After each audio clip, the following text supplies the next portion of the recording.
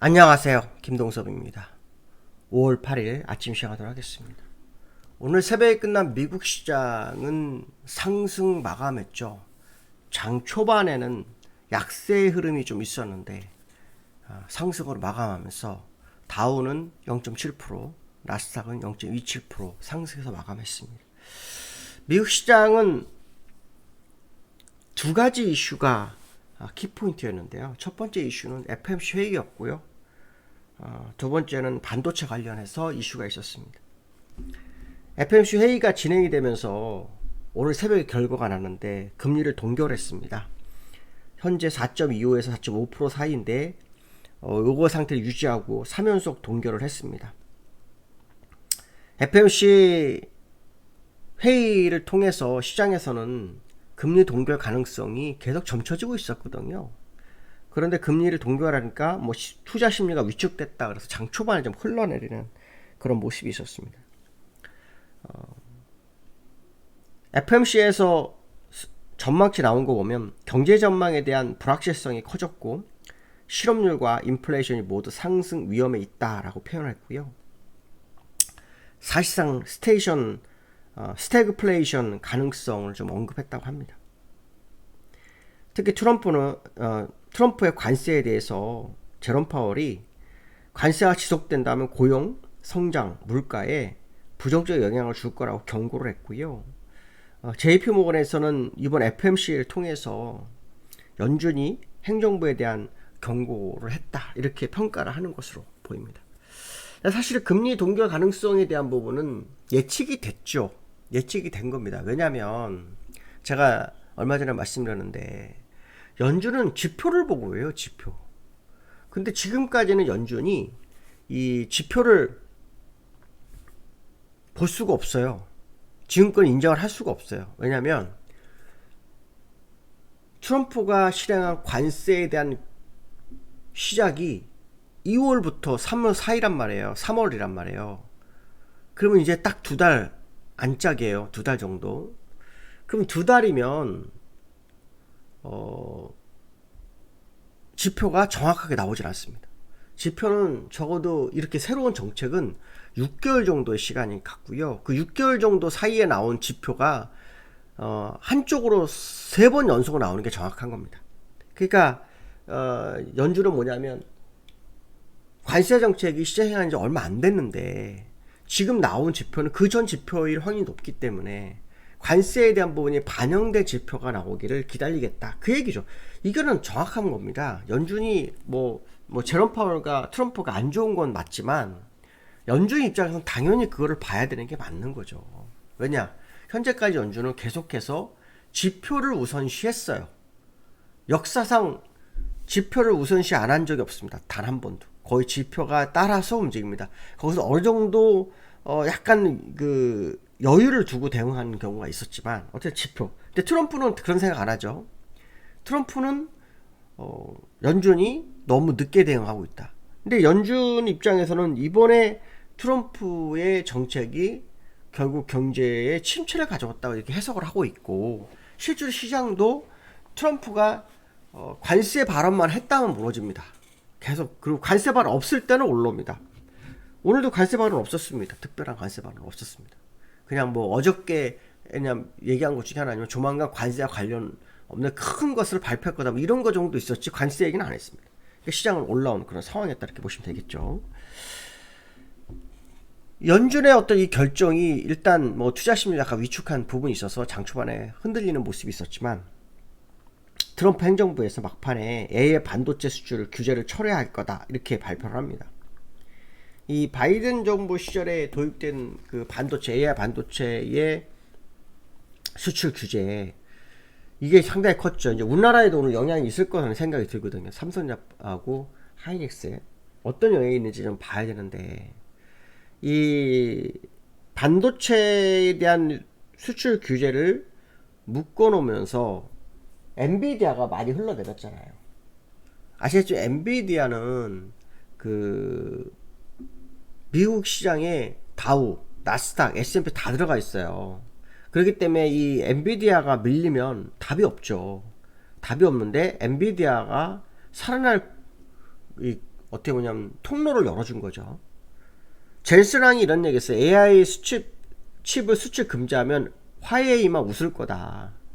결국 그 엔비디아가 차지하지 못한 그 빈틈을 화웨이가 들어올 거다. 그렇기 때문에 이건 풀어야 된다 이러는데 이게 맞는 거죠. 사실은 그 지난번에 딥시크 통해서 알 수 있었던 게 뭡니까? 정말 반도체 기술을 낮은 기술을 수출을 하게 허용만 했지만 중국이 이걸 따라붙는 그런 모습이 있었단 말이에요. 그러니까 지금은 이제 그거 갖고는 안 되고요. 뭐 트럼프처럼 관세 차라리 이게 나올 수도 있어요. 기술 규제가 먹히질 않습니다. 기술 규제 먹히지 않고요. 그렇기 때문에 지금 트럼프 행정부에서는 이걸 풀어준다 그러면서 엔비디아를 끌어올려요. 그것이 미국 시장을 성성으로 바꾸는 그런 상황이었다 이렇게 보시면 되고요. 그 다음에 이제 미국 중국 무역 협상이 10일날 스위스에서 재개된다 어저께 뉴스가 나왔거든요. 근데 이제 트럼프는 뭐 관세 인하 계획은 아직 없다. 그러니까 뭐 회의 전에는 액션 취하지 않겠다 뭐 이런 발언을 좀 한 거 외에는 뭐 시장에 큰 영향을 미치지 않았던 그런 모습이 있다 이렇게 보시면 될 것 같고요. 나스닥과 다우의 흐름을 좀 보시면 다우는 일봉상으로 지금 5일선 위로 다시 올라왔죠. 장 초반에 흔들림이 좀 있었죠. 약간 0.3 강보합이었네요. 강보합이었고 장중한테 1% 정도 올랐었고요. 나스닥은 장 초반에 마이너스 1%까지 밀렸었습니다. 마이너스 1%까지 밀렸다가 플러스 0.7%까지 갔다가 0.27%로 마감하는 그런 모습. 엔비디아 영향력이 좀 컸던 하루였다 이렇게 해석을 해야 되겠죠. 엔비디아를 꼭 봐야 되겠죠. 엔비디아 꼭 봐야죠. 엔비디아 올라섰습니다. 62선 위로 올라섰죠. 이게 상당히 중요하고요. 테슬라는 요즘 지금 계속해서 판매가 부진하다는 얘기는 나죠. 60을 돌파하고 밀리는 그런 모습이 나오는데요. 판매 부진 얘기가 계속 나오고 중국에서도 판매 부진이 더 커졌다 뭐 이런 얘기가 좀 나오고 있는 상황이고요. 그 다음에 국제유가에 대한 부분을 좀 볼 필요성이 있는데 국제유가가 요즘 많이 밀리고 있죠. 서부 텍사스 중률 58불 어저께 3% 올랐다가 오늘 또 오르는 모습이 있었어요. 1.9% 정도까지 올랐었는데 60불 회복하냐 다시 밀렸거든요. 이게 이제 오펙 플러스에서 증산을 하고 있답니다. 하겠다고 합니다. 다음 달부터 하루에 96만 배럴 증산을 하는데요. 이게 트럼프의 꼼수죠.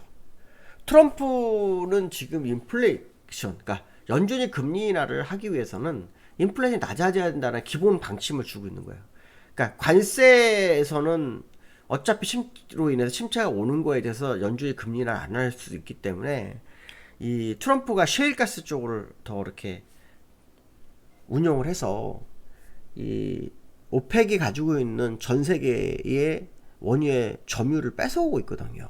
오래전부터 그걸 했어요. 1기 때도 그랬어요. 그러니까 오펙이 이제는 이 트럼프 되고 나니까 점유율 문제가 있는 거죠. 그래서 증산이 나오는 거거든요.